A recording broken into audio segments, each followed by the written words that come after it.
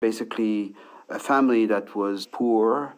They were not very educated. Only Muhammad, who later emerged as the brain behind the operation, was educated. The eldest, Abdul Khaliq, was just taking care of sheep. He was just a shepherd, effectively. 7 brothers whom no one took seriously. But when chaos engulfed their country, they waded through blood to lord it over their community. I'm Tim Hewell, and for assignment here on the BBC World Service, this is the horrific story of the Karni brothers, with some material you may find distressing. Abdurrahim was the number 1 killer. After him Muhsin, then Muhammad. They say a whole family got killed just because of one person. Might be their brother or their son who does something that upsets this militia. They just go and assassinate the whole family and they get buried. You know, just sort of casual conversation with people in Tarhuna would lead to a story where you'd find out that 5 of their relatives were missing. There are hundreds of children in Tarhuna who now have no fathers. The Karni brothers held Tarhuna in their ruthless grip until just 7 months ago. Now the evidence of their crimes is being uncovered. But will they ever face justice? And what does their story tell us about the largely forgotten fate of a country that 10 years ago dominated headlines around the world, that the West wanted to help achieve freedom and good governance? I joined the revolution thinking that Libya will be a better place, and we got fooled. We just got fooled. We simply got fooled.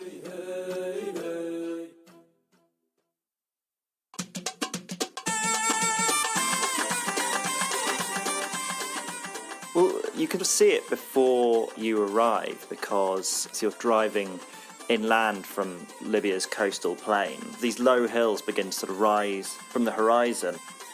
Daniel Hilton of Middle East Eye is one of the very few foreign reporters to have visited Tarhuna, just outside the capital, Tripoli, since the Karni brothers fled. The area seems to sort of get more fertile as you approach. The soil becomes a kind of richer red, a beautiful rust colour. Tarhuna is a sprawling community of low, white concrete buildings, home to about 40,000 people. It's famous for its barley, its almonds, and above all, its olives, an outpost of greenery before the Sahara sets in. The Italians, who occupied Libya before the Second World War, liked Tarhuna, maybe because it reminded them of home. And later, the country's dictator for 42 years, Colonel Gaddafi, favoured it too, perhaps because it was such a small, unthreatening town. Many of its sons got plum jobs in his security apparatus. But not the Karni brothers, Abdul Khaliq, Muhammad, Muammar, Abdul Rahim, Mohsen, Ali and Abdul Azim. They were peripheral even to this peripheral place. Abdul Khaliq, the oldest, the shepherd, quiet and polite, enjoyed some respect in the community. But the main thing that everyone remembers about the others from those early days is that they spelt trouble. They used to be like a pack of hyenas. They would pick fights with one another, swear and quarrel. They could even hit one another with sticks. This is Hamza Dilab, a demonstrative young man in a black leather jacket, a trained lawyer and community activist, a cigarette between his fingers. He's one of the survivors of the Karni's reign of terror that I've talked to for hours on crackly social media calls, battling the power cuts and bomb-blasted infrastructure of Libya today. Now in his late 30s, Hamza grew up with some of the brothers, bumping into them at weddings and funerals. He says they were drifters from job to job.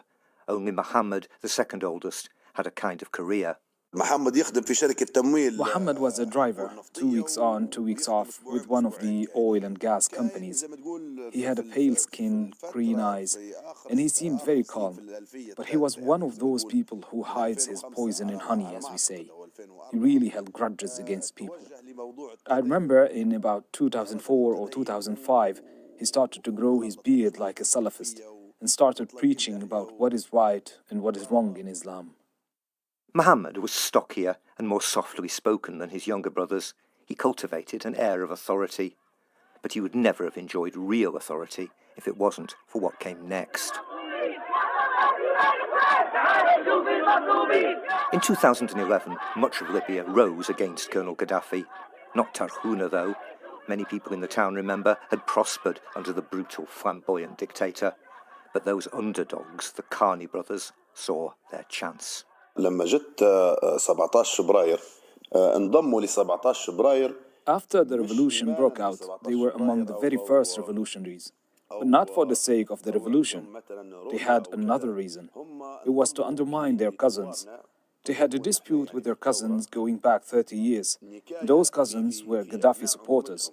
So the Khanis joined the revolution, and slowly, discreetly, they managed to get those cousins assassinated one by one. That's not the kind of story that the world heard about the Libyan revolution. Your city was an inspiration to the world as you threw off a dictator and chose freedom. In September 2011, Britain's David Cameron and France's Nicolas Sarkozy were acclaimed as heroes in Libya's second city, Benghazi, after they'd sent warplanes to defend it against Gaddafi's attempt to crush the uprising there. But the revolt wasn't entirely about grand ideals. In countless towns like Tarhuna, there was also another unreported reality. The Libyan revolution, like revolutions everywhere, provided cover for the settling of a myriad local scores between individuals, between families, between tribes, score settling that could upend the old social order. In Tarhuna, the Karnis were the winners. The 2011 revolution in Libya gave a lot of sway and importance to actors that nobody would have heard of if the old regime had remained in place. That's the direct impact of sheer anarchy. Jalel Harshawi, Libya expert at the Klingendahl Institute in the Netherlands.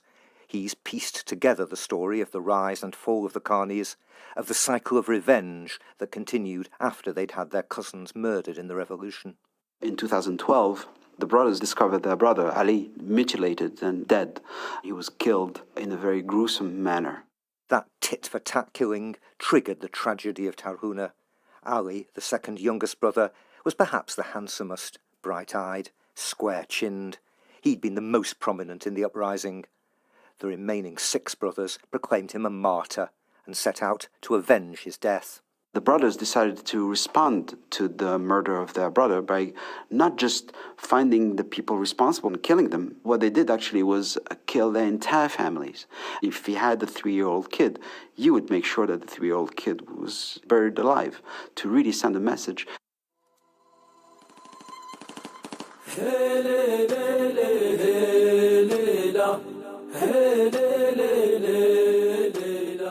This is a song of praise to the brothers' private militia.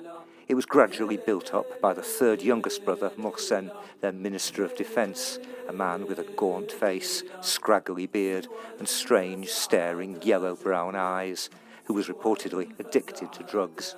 Eventually, he had several thousand men under his command, who were used to gain and maintain control of Tarhuna through sheer terror.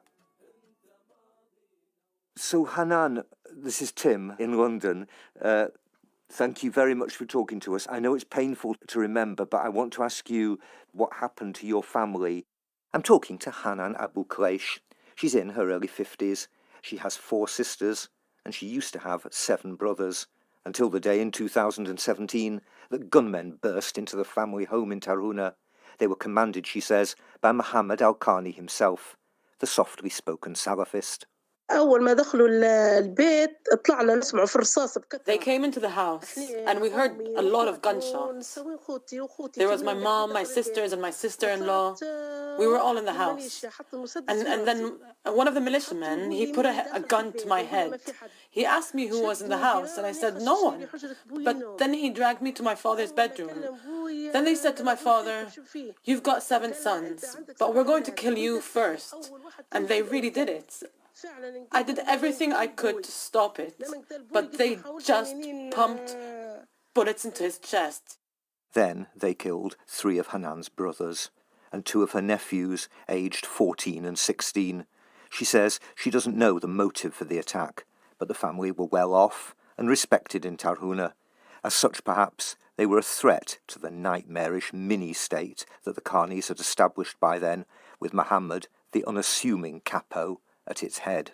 What I do always keep in my head is this image of a very modest-looking Muhammad with the beard, without the mustache. It's usually in the mafia. The very top boss is never particularly frightening or even charismatic. At the top, you usually find the person who's able to understand all the complicated schemes necessary to maintain the whole pyramid. And this is the case here with Muhammad.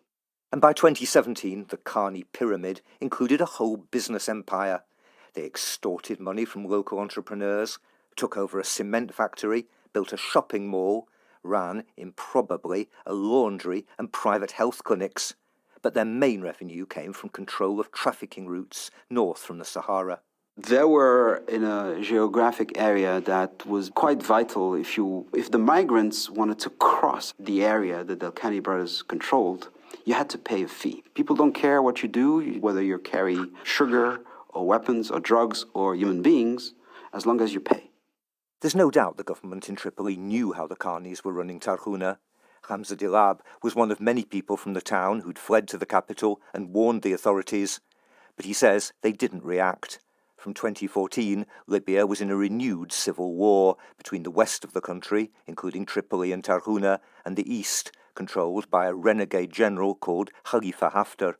And for years, the Carneys were on the government side, a vital fighting force on the capital's southern fringe. إهداء هذا العمل إلى كل أهلنا في مدينة ترهونة الوفية. أتمنى من الله أن ينال إعجابكم ورضاكم. In 2017, the brothers staged a military parade in Tarhuna. It was the apogee of their power. But greedy for yet more power and wealth, they changed sides, joining up in 2019 with the Tripoli government's greatest enemy, General Haftar, master of eastern Libya, and attacked the capital.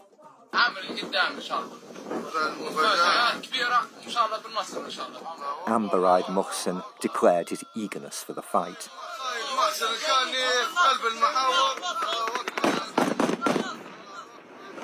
But a battle they thought would take days blazed for months. And tiny peripheral Tarhuna became the cockpit of an international power struggle. The Carneys' new ally, Khalifa Haftar, was backed by a surreal combination of France, Egypt, the United Arab Emirates and Russia, which sent mercenaries to camp out in Tarhuna. Against them, the government's main backer, Turkey, poured in weapons to defend the capital. It was probably a Turkish drone that killed gaunt, merciless Mohsen Al-Khani in September 2019, along with the youngest brother, Abdulazim, aged 22. So then, the brothers were just 4. That's the enforcer, Abdulrahim, clipped goatee and glistening pate, vowing revenge. Prepare the sweets for our victory feast, he says. But the remaining brothers needed hardware for the fight. One day in December, Tarhuna housewife Rabia Jabala saw her cousin Tariq shot 14 times on his doorstep by the Carneys militiamen. They took away his 4x4 pickup. Next day, as he was being buried, police under the Carneys' control invaded the cemetery, snatching 10 men from the family, including her husband Suleiman. It was an unbelievable scene. They were shooting randomly among people, among children. Suddenly, through the horror, she understood the motive for the attack. I saw Tariq's car, and they had a grenade launcher mounted on it. Basically, the Jaballa family, we make our living from running car businesses, mainly 4x4s. And that's the reason why they attacked us, to rob us, to use the cars for their war.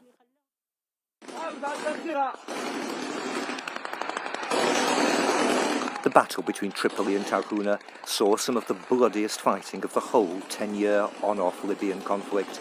But eventually, last June, the anti-government forces were pushed back. The Carneys fled east with their brigades.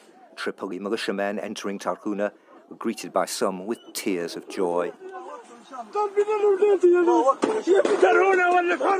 This is an old man in grey felt skullcap, leaning through the window of a military pickup, begging the fighters to look for his son, kidnapped by the Carneys. Rabia Jabala was sure her husband and all the other abducted men in her family would be found. We had so much hope. We didn't sleep that night. The kids were happy. Next day, she made her way through the rubble of battle into the Khani's notorious detention centres. But then we found that the prisons were empty. You should see the state they were in. It was absolutely terrifying. I completely broke down when I saw it. It was a terrifying sight. They completely destroyed our hope. The cells were 70 by 70 centimeters. You could hardly stand or sit in them. You could hardly move. And I was imagining my husband in them. The walls were covered in blood. I couldn't handle it anymore. I had a complete breakdown.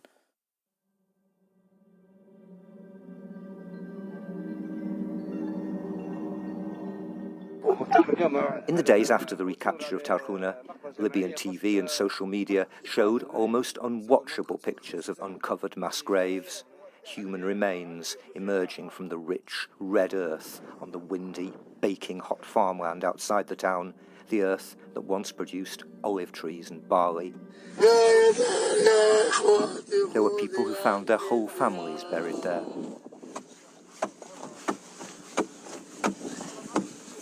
And more than half a year on, the slow, painstaking, stomach-churning excavation work is still continuing. The fields outside Tarhuna are divided into neat rectangles with red and white tape, each plot dug forensically, shovelful by shovelful, by a team of workers enveloped head to foot in shiny white chemical protection suits. One is a quiet, thoughtful young man called Wadah al-Kish. Every time I excavate a new dead body, I have this fear of not being gentle. If you will break his bone, his soul will feel it. 120 bodies have already been excavated, men and women, children as young as 5, but only a very small number have been identified so far, and it's believed that there are many more burials to be found. According to official figures, more than 350 people from Tarhuna are missing, but some say the real number is much higher, perhaps 1,000. Will the Khani brothers and their militia ever pay for their crimes? Grief is turning to anger in Tarhuna. At weekly protests, people demand to know when the missing will be found, when justice will be done. There are no clear answers. Mohammed Al-Khani, the mild-mannered godfather who hid his poison in honey, is now on a US government wanted list. But along with his 3 surviving brothers, he's sheltering under General Haftar's protection in eastern Libya. The International Criminal Court is investigating, but it said little about the exact scope of its inquiries. As for the Tripoli government, known as the Government of National Accord, all my efforts to get an interview about its investigation have failed.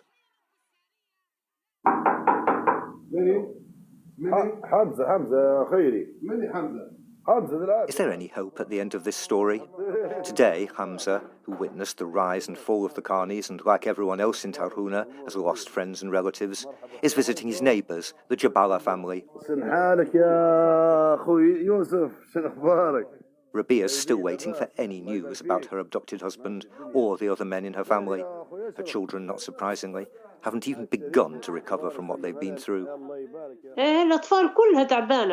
We are all in a complete mental state, and the kids run away whenever they see police cars. They don't want to leave the house at all. Hamza describes the victims of Tarhuna as awliyat dam, the guardians of blood. It's a term for those seeking revenge, but Hamza insists that revenge can only come through the law, however hard that may be, not through violence.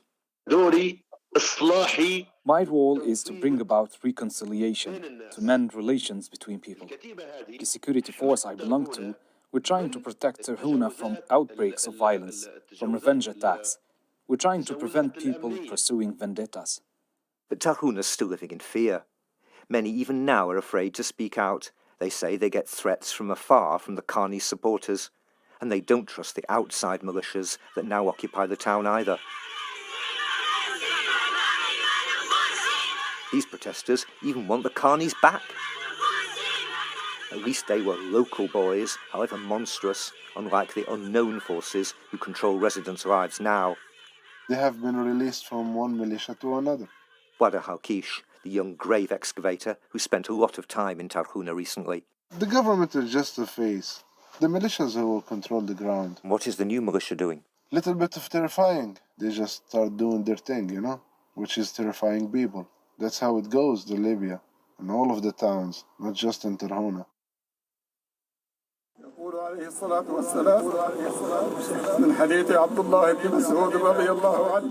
For ordinary people to take a stand against the militias is almost impossible. And yet, at the reburial of one of the Khani's victims, Saeed Mesbah al-Shoshi, where flesh and bones that Wadach and his teammates had raised so gently were finally laid to rest, Wadach heard a speech that was very different to what he'd expected, that made him think that history needn't always repeat itself. The brother of the victim came out to speak, and he was tormented. He said, basically what's going on in Libya with the militias, whenever a militia controls one area, they claim that they have gave souls to this cause, to reach this place. But he said none of his family and none of the victims that has been killed in Tarhuna was killed because of a cause. They all died because of old vendettas. They were just murdered. He said my brother only wanted to live, only wanted life for himself and his family and children. So if anybody comes claiming that people died for a cause, throw them out, don't listen to them, just kick them out. We don't want to take revenge into our hands. We want to stop the circle of blood. I was about to cry, actually. It was kind of wonderful in a way. I was very moved by his speech. Wonderful. It's not a word you've heard before in this programme. One speech by one man. It doesn't give much hope. Allahu Akbar, Allahu Akbar. And yet those brave words, cheered by other mourners, uttered on the central square of Tarhuna, which has seen many killings, were perhaps a start. And breaking the cycle of fear and revenge that brought Tarhuna's brothers from hell to power is perhaps Libya's only chance for a better future. That was Assignment on the BBC World Service, presented and produced by me, Tim Hewell. Dark days have come for us all. And when things are bleak, it's hard to stand tall. I'm feeling so sad, I don't know what to do. But whenever hard times come to call, the water on my face and in my shoes helps me remember that this is real, that this is no dream. Just know that soon brighter days will be here. You know what? No one can tell me I'm not allowed to talk about this. Days of hope.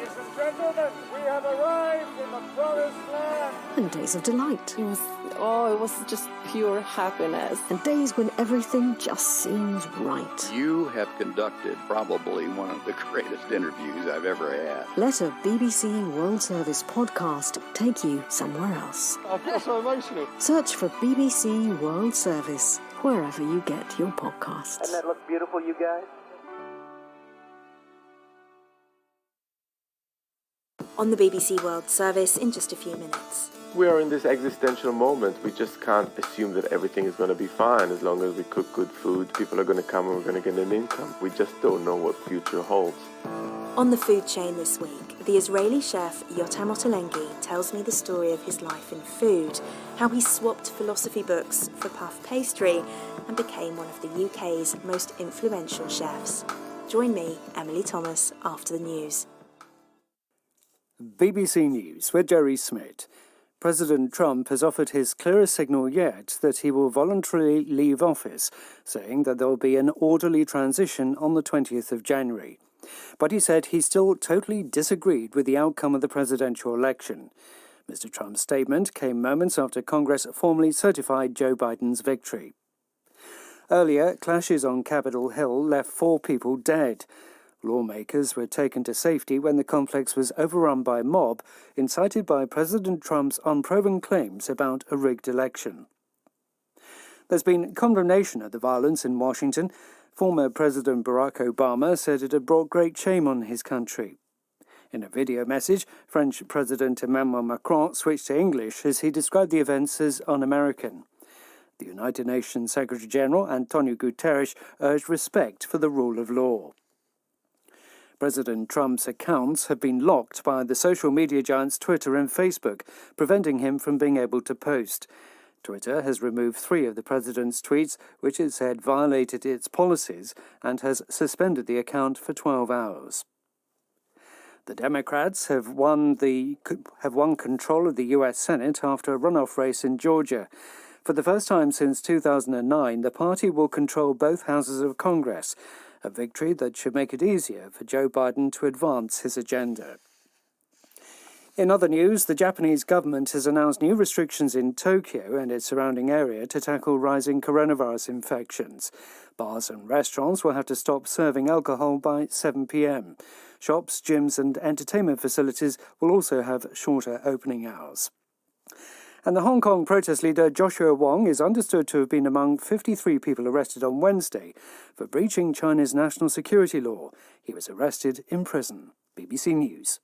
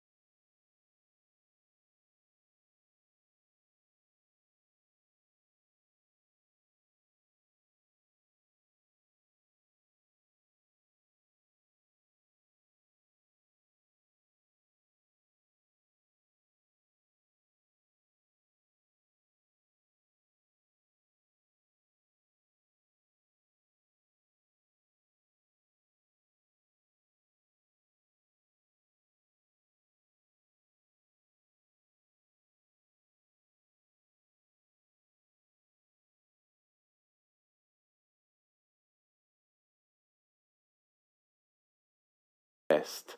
There was always this sense of we are being transported to Tuscany, through my grandmother's table and her cooking. I remember it very fondly.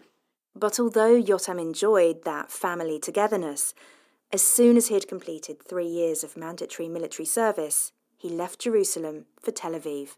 Many young people of my generation did not want anything to do with Jerusalem as soon as they could make their own minds, especially if they were non-religious or non-practicing Jew, which I was. And I think I imagined myself moving to somewhere more cosmopolitan, less spiritual, more materialistic, and Tel Aviv is exactly that. I was also recently came out as gay, and I felt that Tel Aviv was a much better place and a safer place to be an out gay man. And so I had no doubt that if I was going to stay and live in Israel, I would move from Jerusalem to Tel Aviv. And had you come out to your family and friends at this point? I had come out to some members of my family and to some friends, not to everyone. I spoke to my sister and to my mother, but I haven't told my father at this stage. I was putting it off. I thought that would be a difficult conversation to have.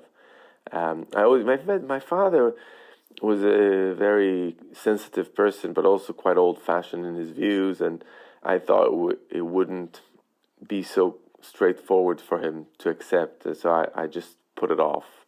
And eventually... How long did you put it off for? Well, the thing is that...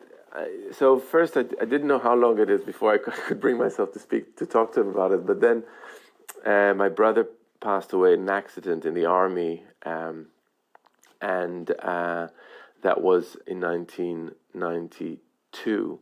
And then I just... It made it even more difficult for me to have that conversation.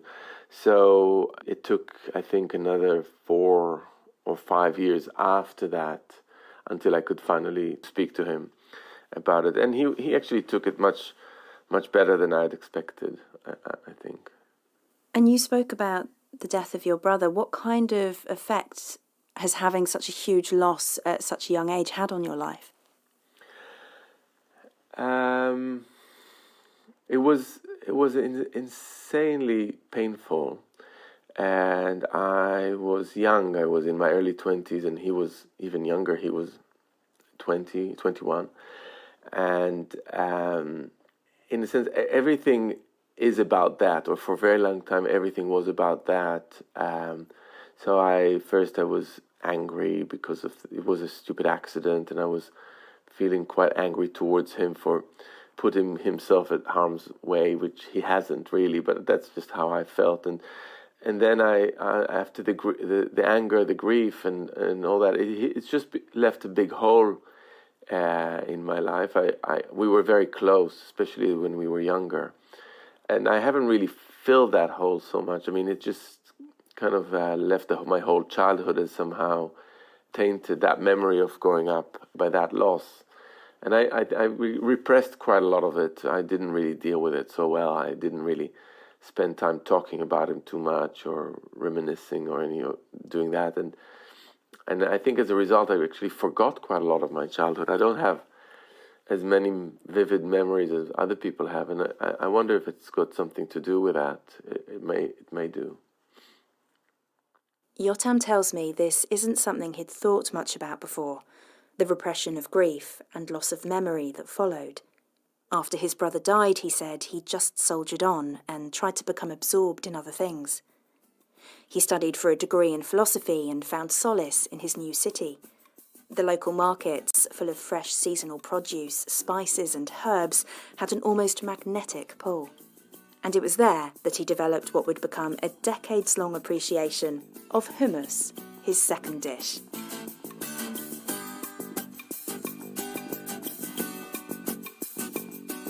Hummus, really, in the Middle Eastern context, often it could become the main meal of the day. It's consumed around lunchtime, and it's made freshly and it's served warm, drizzled with olive oil and a pool of tahini. You could have it with hard-boiled egg and raw onion and freshly baked pita. and there's a broad bean condiment that can go on top, fava bean. Essentially, it's a ritual. And people that have experienced hummus as something that comes out of a tub in a supermarket and it's eaten cold on bread don't really have a sense of how important it is and how important the ritual is. And when I lived in Tel Aviv, going to have hummus with friends in a restaurant in Jaffa and kind of going through the whole ceremony was something that had a real presence in my life. Yotam says hummus is an integral part of life for Israelis and Palestinians. It's something everyone has in common, but discussions about its origins can be divisive. And even when you put aside issues of ownership, there's the question of whose is best. Places are really judged severely by the quality of their hummus, how smooth it is. It needs to be smooth and light. And often I get really angry when I go to supermarkets and get hummus that is slightly gritty and grainy. And I hate to offend my friends and neighbors in other countries around the Mediterranean, like Greece or Turkey, and offend their hummus. But I just think that the Palestinian hummus and the Israeli hummus are superior.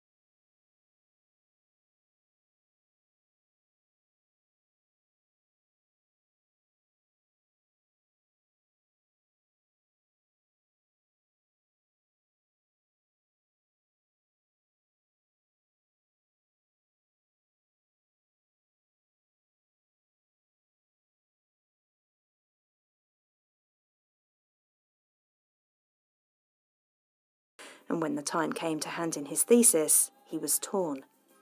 Yotam was a natural academic, and a doctorate in comparative literature at Yale University in the US seemed an obvious next step.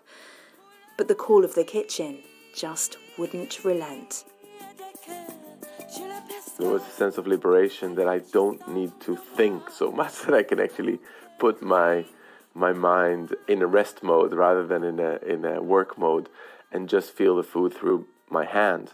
Because I've got a very busy mind and I find myself just thinking too much. And the idea that I could just spend time cooking, doing something physical, was very, very attractive. It was quite a change of direction. You moved to London to attend the Cordon Bleu Cookery School in the mid-90s. What did your family make of it? When I completed my university degree, my MA, I sent the dissertation from powerful conversation on the phone with my father, in which he tried to encourage me not to take this step. And he was just terribly worried that I'm throwing away a good career. And when my father said, this is just too risky, I felt it. I felt it inside. I knew what he was talking about. So he made the decision. And Yotam moved to London. After culinary school, he worked in a number of restaurants on the pastry section. The waiters used to tell me, once I started making my own desserts, they said, the customers really love that. And that kind of feedback is something that I immediately responded to, because when I went to university, I spent hours in the library, and nobody ever told me that what I did was good. Someone maybe read that 6 months down the line, but it was just kind of irrelevant. But in a kitchen, when you make something delicious, you do really get their reaction quite quickly. And I love that idea that something that I'd just cooked or even invented was popular with a guest. Savory food just doesn't offer. Taking flour, butter, eggs, and sugar and turning it into a million things that just look so different from each other is something really unique. There's an alchemy there. And the next dish Yotam has chosen harnesses some of that magic. Yeah, I found a job as pastry chef in a small bakery in West London called Baker and Spice, and I learned how to make croissants in a very traditional French way. with slow fermentation, rising of the dough overnight, and then the particular set of laminations that involved making croissants and giving it a second rise. And it's a real art form, a really good croissant. The way it shatters when you put your teeth into it, and then it's totally soft and delicious on the inside and so buttery. And when I mastered that, I felt like I've really, I've got an achievement that I was so proud of. And then years later, when we opened Ottolenghi, the first business, we made croissants, and we still make them ourselves. And I'm very proud because not a lot of London bakeries or cafes make their own croissants, and we still do to this day. And I just love all the hard work that goes into it. It was whilst working at that small bakery in West London that Yotam Ottolenghi met Sami Tamimi, a Palestinian chef. Their paths had never crossed before, but they soon discovered that not only had they been born in the same year, they both grew up in Jerusalem and moved to Tel Aviv and then London at the same time. With that and food in common, they became close friends.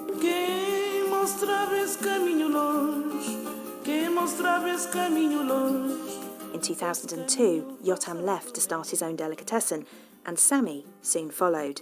I think we really love the idea of creating a small business in a neighborhood that creates deliciously fresh things every day for people to take home. That was so much better than what you would get definitely in a supermarket, but also in like an old school deli with its kind of greasy salads. It was all about freshness and abundance and delicious ingredients, a little bit like the markets in Jerusalem, that kind of luscious display and the colors.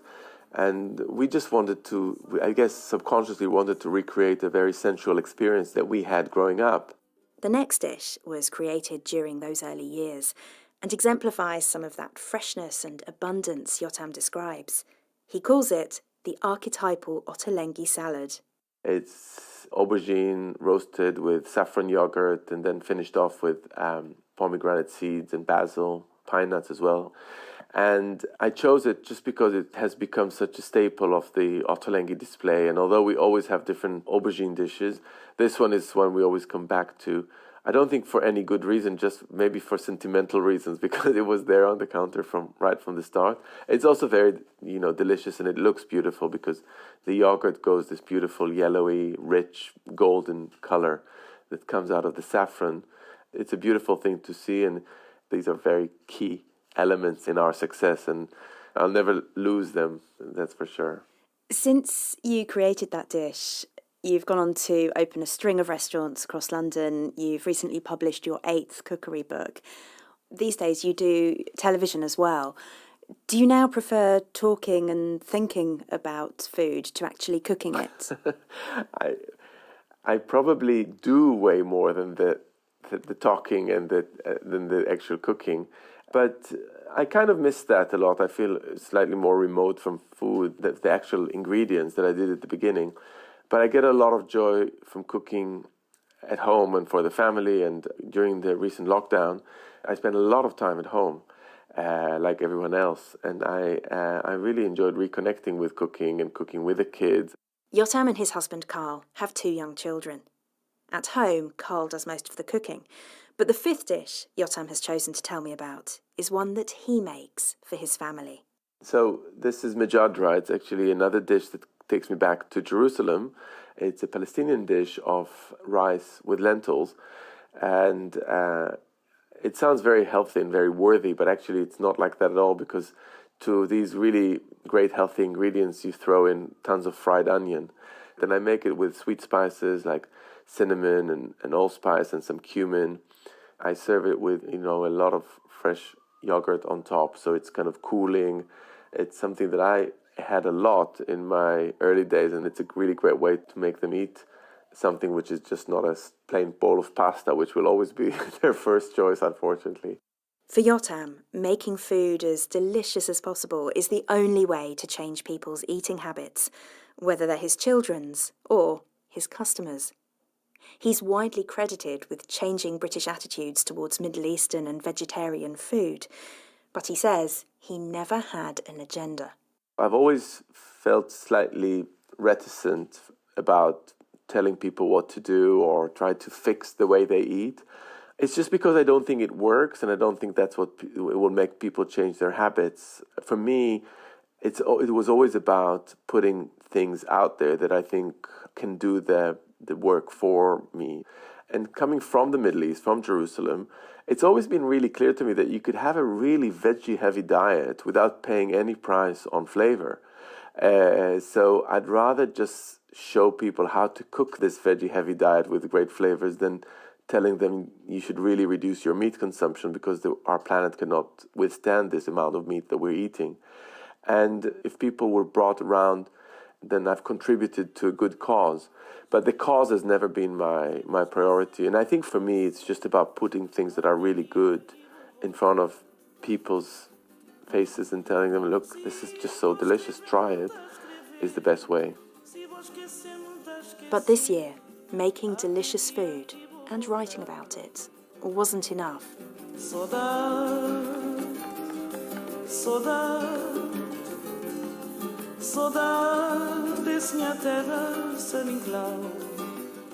During the pandemic, Yotam's culinary empire has taken a hit, and he sees many in the industry are struggling far worse.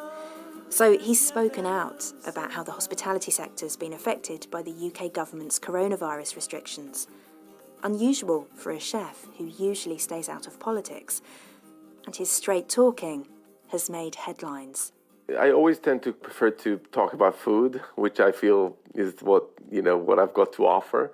But this year I felt, as someone who is visible in the food community in the UK, that it was really important to voice a concern and a worry, a real existential worry, because I just felt so strongly that I have to talk on behalf of my industry, but also on behalf of the greater industry, the farmers, the suppliers, our staff, all that uncertainty, insecurity. I felt it viscerally. I just felt that, something's got to be done. And it wasn't so much political as more of a cry for help from government to try to assist us as much as possible. We're all hoping that 2021 is going to be a much easier year. When restrictions lift, what will be the first thing you do? Gosh, the thing that I really, really miss is a Greek holiday. There's something about the combination of the change, the seawater, the food, the getting together with the friends that I've just really, really missed. The food, but not the hummus. No, I never order hummus on my Greek island. It's terrible. All the rest is fantastic, just not the hummus. Yotam Ottolenghi. That's all for this week. Do let us know what you think about the show. You can email thefoodchain@bbc.co.uk or get in touch with me on Twitter @EmilyThomasBBC.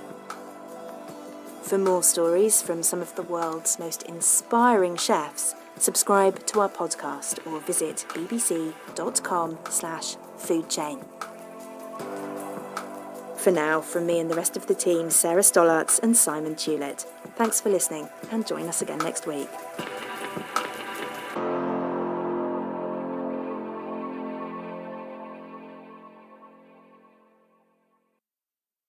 This is the BBC World Service. Now here's something to think about. I'm David Edmonds, and in The Big Idea, I'll be examining new research on human reason and rationality. Cultures that have been more integrated into market trading, they show a stronger concern for fairness. I found some of the most fascinating ideas around and the people who thought them up. The Big Idea, Sunday at 14 GMT. And at 10:50 GMT, Sporting Witness. Today we're celebrating the career of American swimmer Brad Snyder, who, after losing his sight in Afghanistan, went on to win gold at the London Paralympic Games. Stay with us, the forum is next. On air, online, on smartphone and on smart speaker. This is the BBC World Service, the world's radio station.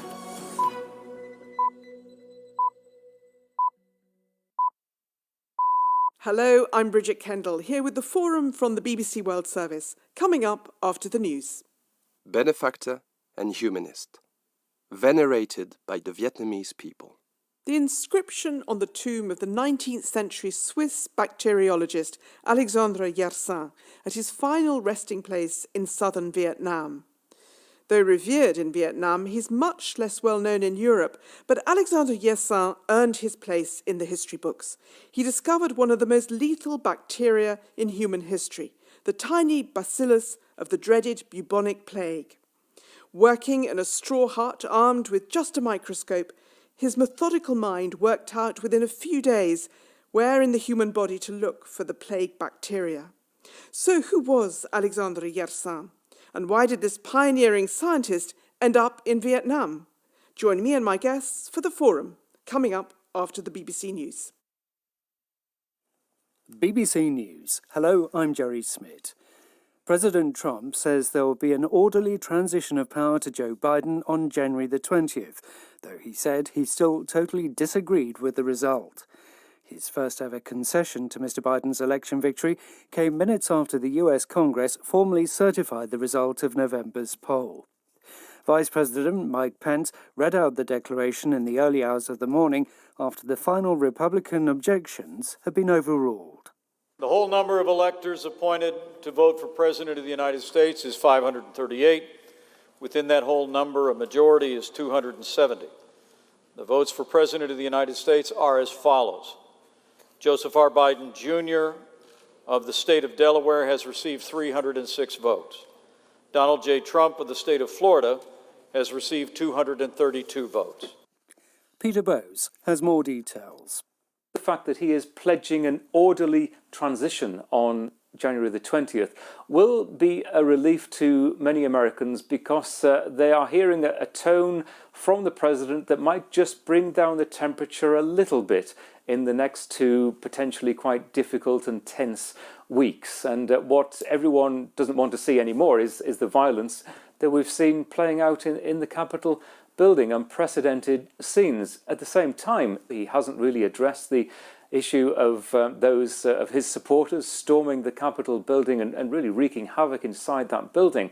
And I think there'll be many in his party who would like to see the president address that. There's been condemnation of the violence in Washington from across America and around the world. Former President Barack Obama said it had brought great shame on his country. Russia's ambassador to the UN likened the scenes in Washington to events during Ukraine's revolution. President Hassan Rouhani of Iran said the chaos showed how fragile Western democracy is. Daniel Wittenberg has this report. The US's allies condemned the storming of Capitol Hill whilst defending America's commitment to democracy. The UN Secretary-General Antonio Guterres urged respect for the rule of law. His NATO counterpart Jens Stoltenberg described the violence as shocking. The British Prime Minister Boris Johnson called it disgraceful and said a peaceful transfer of power was vital. And by video message in the early hours of the morning, France's President Emmanuel Macron switched to English, classing the scenes as un-American. The Japanese government has announced new restrictions in Tokyo and its surrounding area to tackle rising coronavirus infections. Bars and restaurants will stop serving alcohol by 7 p.m. Shops, gyms and entertainment facilities will also have shorter hours. But schools will remain open and events with audiences of up to 5,000 can take place. BBC News. An MP from Ghana's opposition National Democratic Congress, Alban Bagbin, has been sworn in as parliamentary speaker, following chaotic scenes during the election for the position. Overnight, soldiers were deployed to restore calm as scuffles broke out between members of the NDC and NPP parties. One MP snatched a ballot paper and tried to run out of the building with it. Both have the same number of MPs. At least 11 people have been killed in Afghanistan as peace talks restarted in Doha between the Afghan government and the Taliban. The talks, which began in September, resumed after a 3-week break. Jill McGivering reports. Officials in Kunduz in northern Afghanistan say Taliban militants attacked a government security base, killing at least 6 members of the armed forces. Meanwhile, in the south, in Helmand province, officials say at least 5 civilians were killed in an overnight airstrike. Some reports suggest they're all from the same family. The continuing violence comes as negotiators in Doha took steps towards resuming peace talks. The US envoy, Zalmay Khalilzad, is also meeting negotiators there, travelling to Qatar after 2 days speaking to politicians in Kabul. The Hong Kong protest leader Joshua Wong is understood to have been among 53 people arrested on Wednesday for breaching China's national security law. He was arrested in prison, where he's serving a sentence for inciting a protest in 2019. The group were detained for taking part in a vote to select candidates for elections that were subsequently postponed. The coronavirus vaccine developer CureVac has joined forces with the German multinational pharmaceuticals company Bayer to facilitate a global rollout of its jab. They said the tie-up would help make the vaccine candidate even more rapidly available to as many people as possible. BBC News. Welcome to the Forum from the BBC World Service with me, Bridget Kendall. The year is 1896. The place, southern China, in the middle of a serious outbreak of bubonic plague. A young Swiss doctor called Alexandre Yersin is about to make history by administering the first ever dose of anti-plague serum to a human. Tisei, a young 18-year-old Chinese seminarian, could no longer stand up and was lying down in a daze. He had high fever, and his tongue was furred. In his groin, on the right, the lymph nodes were swollen and very painful to the touch. This, clearly, was a case of bubonic plague. The severity of the symptoms meant that it was serious. At 5 o'clock, I gave him an injection of 10 milliliters of the serum. The patient was vomiting and delirious. At 6 and 9 o'clock, I gave him 2 more injections. From 9 o'clock to midnight, there was no change to the patient's condition. His fever remained very high. From midnight, he became more calm. At 6 o'clock in the morning, he woke up and said he felt cured. In fact, the fever had completely dissipated, and the other serious symptoms have receded. The cure was so swift that if other people hadn't seen the patient the day before, I might have doubted that I'd really treated a case of the plague. In the weeks that followed, he injected the serum made by his colleagues in Paris into 24 other patients, and in all but 2 cases achieved the same results. It was an extraordinary breakthrough, seemingly almost miraculous at a time when modern medicine was still in its infancy. So who was Alexandre Yersin? And how did this young man from a small town on the shores of Lake Geneva end up treating plague patients in East Asia? And how did he come to discover what causes plague in the first place? These are some of the questions I'll be asking Stefan Kleeb, a film director who made a documentary about Yersin called A Life Without Adventure is No Life at All. Professor Maxime Schwartz, former director of the Pasteur Institute in France and co-author with Annick Perrault of several books about Yersin and other instigators of infectious disease treatment. And Dr. Mary Augusta Brazelton from Cambridge University, whose research focuses on the medical history of Asia.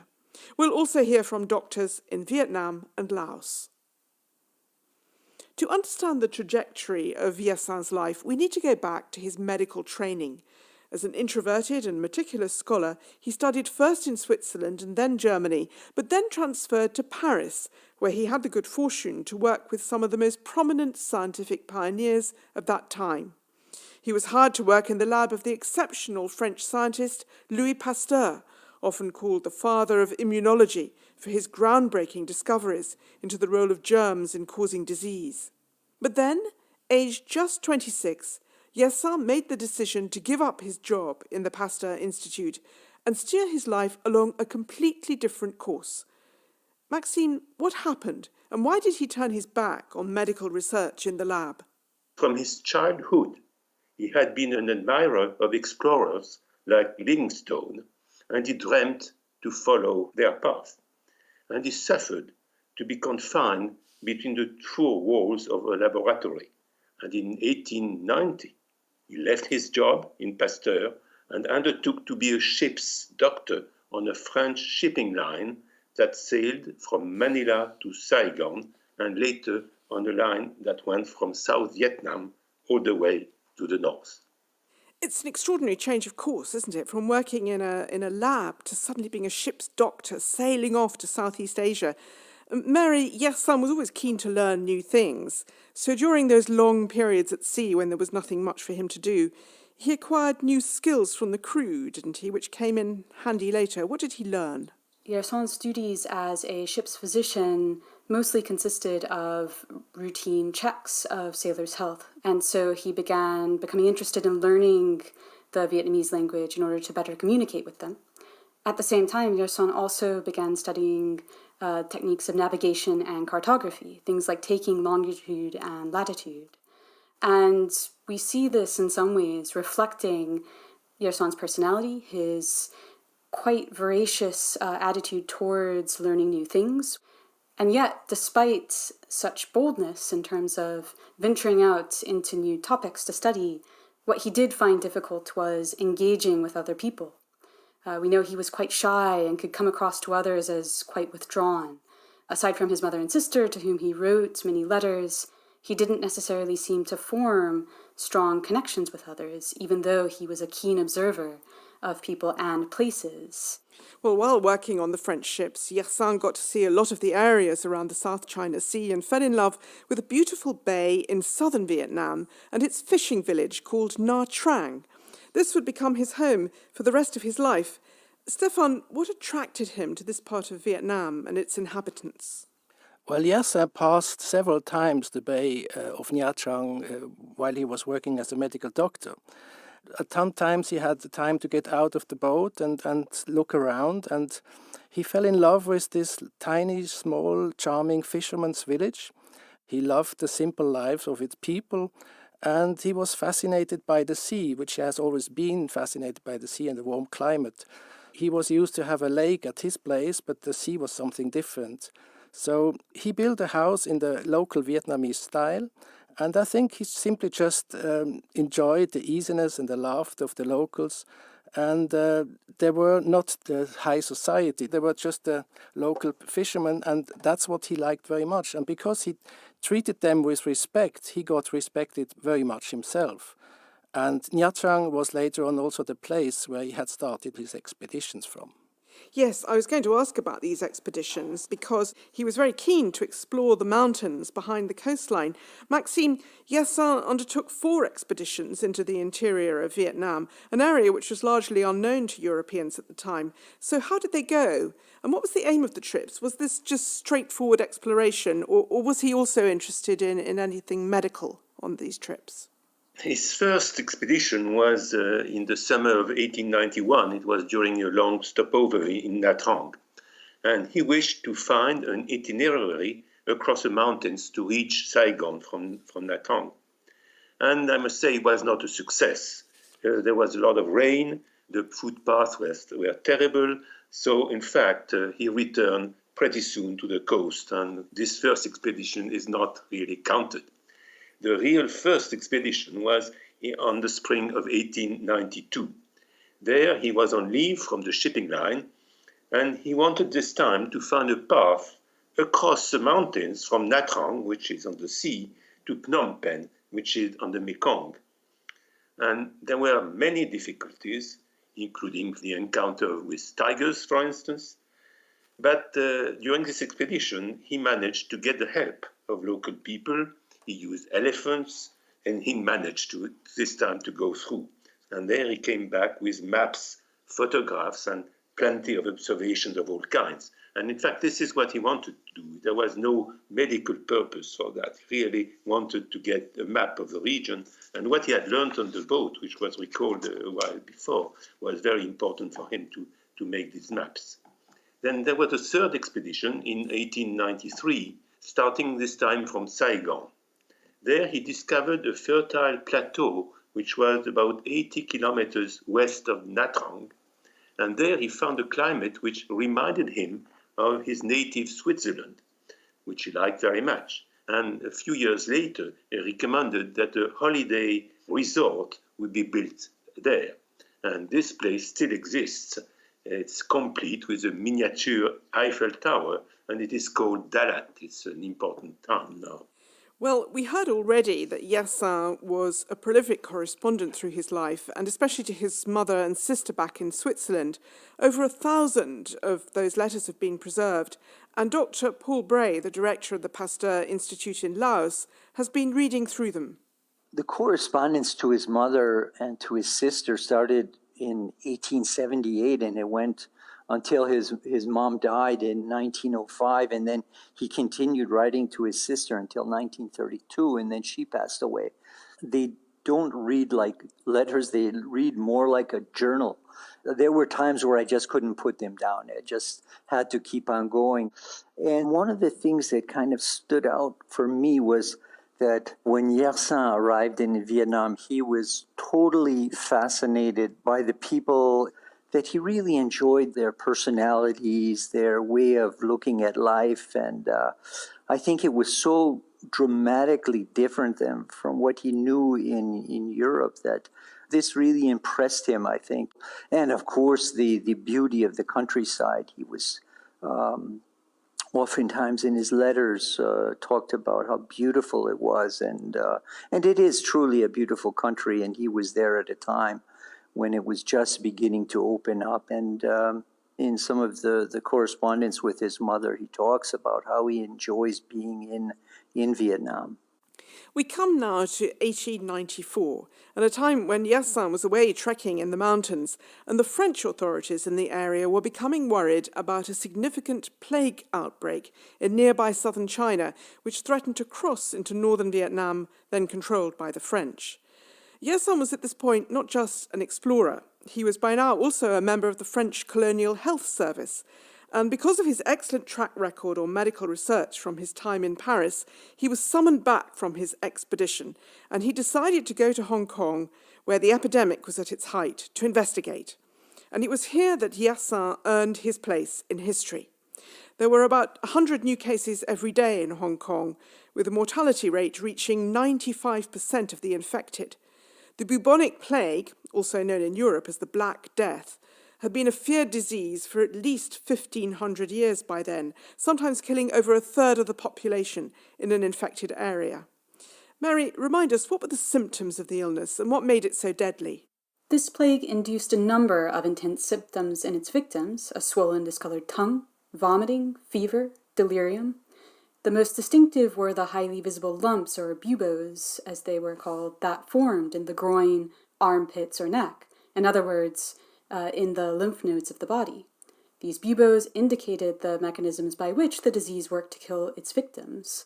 In the most common form of bubonic plague, bacteria attack the lymphatic system, an important network of tissues and organs that transport white blood cells fighting infection throughout the body. So the disease essentially is attacking the body's ability to defend itself.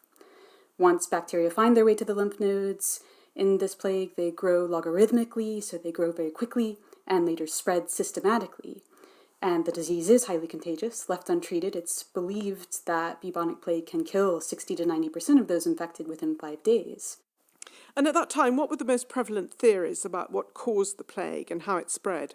Maxime? For a long time, plague was considered as a manifestation of God's wrath. Just God were not happy with what we have done, and so he sent us plague. But rather soon, people realized that the plague was contagious. However, the mechanism of transmission was not clear. And then, as usual, people look for culprits. And there were thousands of Jews who were accused of spreading the disease, and they were burnt.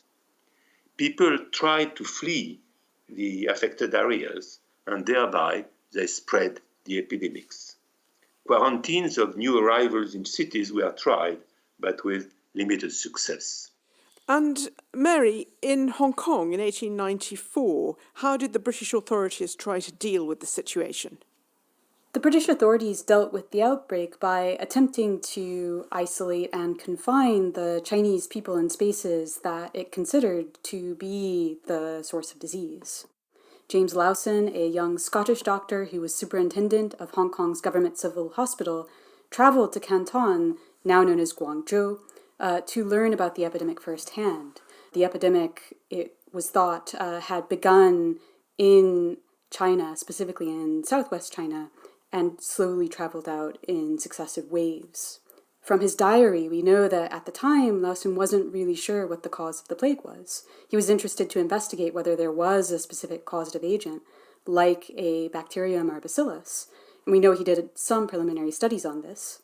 But in a report to the Sanitary Board of Hong Kong, Lawson claimed that he thought the plague was caused by a kind of poison that was common among the conditions of poverty, poor nutrition, and filth that, in his view, characterized the living quarters of working-class Chinese residents of Hong Kong. This view incidentally resonated with older theories of disease causation called miasmatic theories, in which disease arises from filth that gives off poisonous vapors that were more common earlier in the 19th century. Lawson was also following widespread beliefs among the British that Chinese homes were places where disease thrived. Consequently, Lawson recommended to the Sanitary Board that houses be properly drained and disinfected, that sanitary inspectors make house-to-house visits to look for sick people and monitor cleanliness, and that all plague patients should be removed from the local Chinese hospital, the Tonghua Hospital, and sent to a hospital ship anchored in Hong Kong harbor. Despite resistance by the Chinese community, the Sanitary Board followed these recommendations, and some of the measures they implemented included ordering the clearance of dwellings in Chinese residential districts, eventually the destruction of about 350 dwellings, displacing about 7,000 residents, hospitalizing a great number of people found to be symptomatic, enlisting the military to enforce health inspections and disinfections, burying the dead on the outskirts of the city in mass graves, and ultimately, another consequence of these measures were mass strikes of Chinese workers and riots in which people resisted the transport of plague patients to hospital ships. As plague victims multiplied and panic escalated, a team of Japanese doctors arrived in Hong Kong, sent by the Japanese government, which was also worried about the plague spreading to their islands. The team was led by Dr. Kitasato, a microbiologist who'd worked in Berlin and made some important discoveries about tetanus there at the Institute of Robert Koch, the great German rival of Louis Pasteur in Paris. James Lowson put his Hong Kong hospital and laboratory facilities at Kitasato's disposal, hoping that the cause and potential cure of the plague would soon be discovered. So Maxime, how did Dr. Kitasato and his Japanese team get on? They were warmly greeted by the British authorities, and the house was put at their disposal as well as the laboratory, and they were given full access to corpses of plague victims for autopsy. They could start working on